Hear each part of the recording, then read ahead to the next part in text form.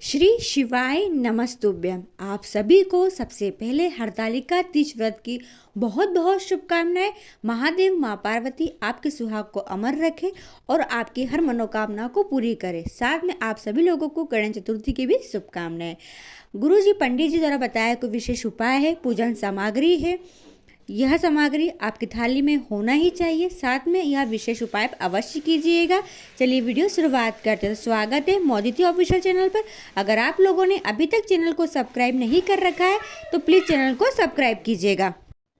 सबसे पहले हम पूजन सामग्री की लिस्ट तैयार कर लेते हैं कि यह हमारी थाली में होना ही चाहिए। कुछ महिलाएं जो हमेशा से व्रत रखती आ रही है उन्हें तो पता होगा, उन्हें याद भी होगा क्या क्या सामग्री रखना है, पर कुछ लड़कियां, कुछ महिलाएं जो पहली बार व्रत धारण कर रही है उन्हें मालूम नहीं रहता है, तो यह विशेष सामग्री आप नोट कर लीजिए। सबसे पहले हमारी थाली में हरतालिका तीज में जो सामग्री होना चाहिए वह 5 फल होना चाहिए। जी हाँ, अब 5 फल हम कौन से ले, तो आप 5 फल कोई से भी ले सकते हो। उसमें आप एक केला, एक सेब यानी सेम फल, एक जाम, जी हाँ एक जाम, उसके एक वनस्पति आता है वह रख सकते हैं। एक हम उसके अंदर मौसम्बी रख सकते हैं, संतरा रख सकते हैं। ऐसे आपको 5 फल लेना है, यह आवश्यक है लेना ही है। साथ में हमें जो लेना है एक ब्लाउज पीस का कपड़ा। जी हाँ, एक ब्लाउज पीस का कपड़ा, चाहे वह हरे रंग का हो, चाहे वह लाल रंग का हो, या फिर वह हो पीले रंग का। इन तीनों शुभ कलर में से कोई से भी कलर का ब्लाउज पीस का कपड़ा ले लीजिएगा। साथ में हमें हमारी थाली में हरतालिका तीज की एक आती है पूजा की पुड़िया, जिसे कहा जाता है पूजा की पुड़िया। उसमें हरतालिका तीज का नाम लिखा रहता है, फोटो लगा रहता है भोलेनाथ जी का, माँ पार्वती का, गणेश जी का। वह हमें पूजा की पुड़िया लेना है। उसके अलावा उसमें हमें जो रखना है एक मेहंदी का कोण रखना है। जी हाँ, मेहंदी का कोण अवश्य रखें। साथ में हमें रखना है माता जी के लिए चूड़ियाँ। जी हाँ, चूड़ियाँ ऐसा नहीं छोटी छोटी ले ली, चूड़ियाँ जो आपके यहाँ ग्रुप में पूजा करने आती हो महिलाएं, उनके हाथ का साइज़ आपको पता ही होगा, 2 5 2 6 जैसा बोलते हैं।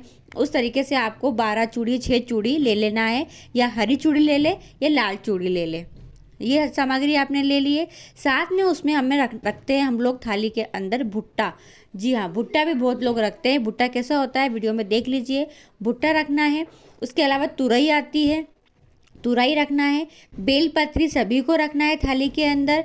जी हाँ, बेलपत्री। एक श्रीफल हमारी थाली में होना ही चाहिए। पंचामृत तैयार कर ले।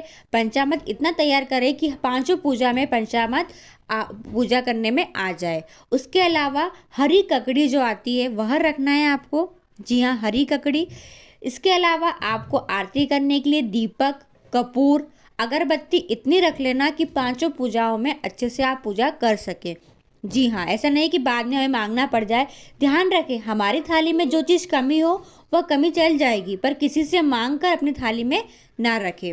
साथ में इस बात का ध्यान रखें कि ऐसा ना लगे कि इसकी थाली में यह सामग्री है, हमारी थाली में नहीं है, ऐसा अफसोस हमें नहीं करना है।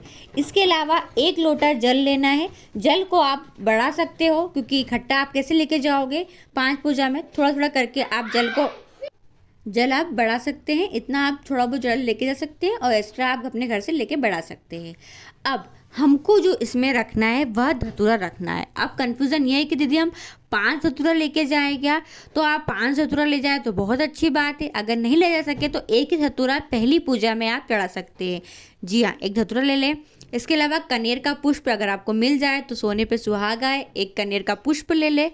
अब यह पूजन सामग्री हमारी हो गई है। इसके अलावा आप चंदन, अबीर, गुलाल ये सब तो रख के ले ही जाओगे। इसके अलावा आपको कुमकुम और हल्दी भी लेकर जाना है। जी हाँ, कुमकुम और हल्दी क्यों, तो कुमकुम और हल्दी हमें माँ पार्वती को चढ़ाना है। गुरुजी ने कहा था हरतालिका तीज के दिन माँ पार्वती की पूजा होती है, महादेव की पूजा होती है, साथ में गणेश जी की भी पूजा होती है।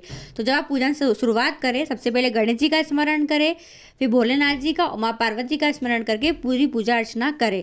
पहली पूजा में जो जो सामग्री आप लेकर गए हो अच्छे से समर्पित कर देना पहली पूजा के अंदर, ध्यान रखें। अब हम बात कर लेते हैं कि पूजा हम किस समय करें, तो प्रदोष काल के समय आप पूजन करना शुरुआत कर दें। 4 बजे से पूजन शुरुआत हो जाती है, आप 4 बजे से पूजन करना शुरुआत कर सकते हैं।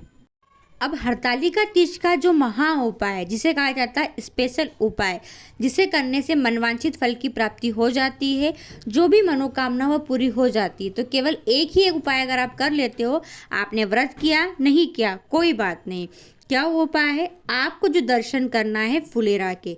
जी हाँ, जिस घरों में फुलेरा बन रहा है, जहाँ तीज की पूजा हो रही है, आप पहले पता कर ले कि कहाँ फुलेरा बन रहा है। और पूरी पूजा में, यानी कि शाम को 4 बजे से लेकर सुबह 5 बजे तक पूजा होती है, इस बीच में आप कभी भी जाकर फुलेरा के दर्शन कर सकते हैं।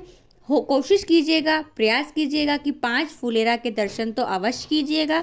अगर 5 नहीं कर पाए तो आप 1 फुलेरा के दर्शन भी कर सकते हैं।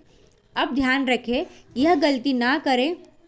कुछ कुछ महिलाएं क्या करती है, पुरानी महिलाएं जो पहले से व्रत रखते रखते आ रही हैं, वह एक ही पूजा में 5 पूजा कर देती हैं और जाकर फिर रात्रि में सो जाती है, रात जागरण नहीं करती है। पर हरतालिका तीज का दिन है और रात जागरण का बहुत महत्व है। तो कोशिश करा करो, साल भर में एक ही दिन तो रहता है जब हम रात भर जाग सकते हैं, तो उस दिन रात जागरण अवश्य करें, 5 पूजाएं करें। अगर व्रत नहीं रखा है तो भी रात जागरण करें। साथ में 5वीं पूजा होने के बाद जब भोलेनाथ जी का पार्थिव शिवलिंग विसर्जन के लिए लेकर जाते हैं, तब आप साथ में अवश्य जाए।